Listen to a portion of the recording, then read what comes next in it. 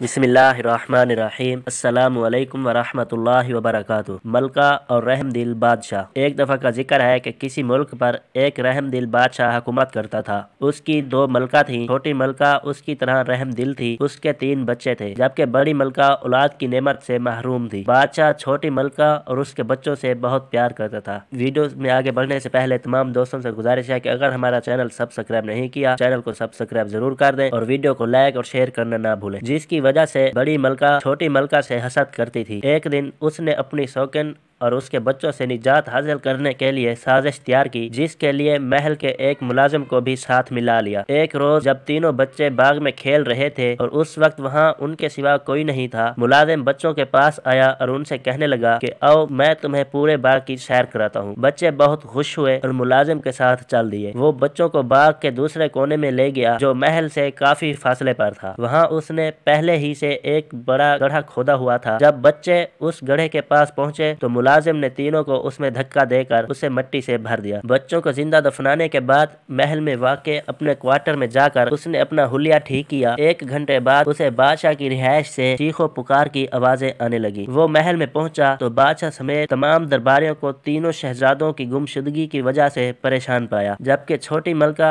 इस सदमे से पागल हो गई थी। बादशाह ने मलका को बमुश्किल उसके कमरे में पहुंचाया। उससे पागलपन के दौरे पड़ने लगे। वो बादशाह समेत जो भी सामने आता उसे मारने दौड़ती। एक रोज उसने बड़ी मलका पर छुरी से हमला किया। मुलाजमों ने बड़ी मुश्किल से उसे काबू में करके बड़ी मलका की जान बचाई। इस वाक़े के बाद बादशाह ने मुलाजमों को हुक्म दिया कि वो मलका को महल से बाहर निकाल कर कहीं दूर छोड़ आए। यूं छोटी मलका को महल बदर कर दिया गया। वो दिन भर शहर की गलियों में घूमती फिरती, जबकि बच्चे उसके पीछे पत्थर लेकर दौड़ते। रात को वो किसी मकान के चबूतरे पर सो जाती। एक रोज वजीर बाग में चहलकदमी करते हुए उसके आखिरी हिस्से में पहुंच गया। वहाँ उसने अजीब व गरीब पौधा देखा, जिस पर 3 बहुत ही खुशनुमा फूल खिले हुए थे। वो उसके करीब गया, चाहता था कि हाथ बढ़ाकर तीनों फूल तोड़ ले कि उसे फूलों में से आवाज सुनाई दी, तुम हमें तोड़ना चाहते हो, हम ऊंचे होते जाएंगे, किसी के हाथ न आएंगे। बादशाह सलामत आएंगे तो हम उनके हाथ में जाएंगे। ये सुनकर वजीर दौड़ा दौड़ा बादशाह के पास गया और उसे पूरा माजरा सुनाया। बादशाह उसके साथ बाग में आया। उसे भी ये तीनों फूल बहुत प्यारे लगे। उसने इससे पहले इस तरह के फूल कभी नहीं देखे थे। उसने पौधे के पास पहुंचकर फूल तोड़ने के लिए हाथ बढ़ाया ही था कि उनमें से आवाज आई, हम ऊंचे होते जाएंगे, किसी के हाथ न आएंगे। बड़ी मलका आएंगी तो हम उनके पास जाएंगे। बादशाह ने ये सुनकर वजीर को हुक्म दिया कि वो फौरन बड़ी मलका को बुला कर लाए। वजीर महल में गया और मलका के पास जाकर उसे सारी बात बताई और उसे बादशाह के हुक्म के बारे में भी बताया। बड़ी मलका ये सुनकर बहुत खुश हुई कि फूलों ने उसे बुलाया है। जब बड़ी मलका फूलों के पास गई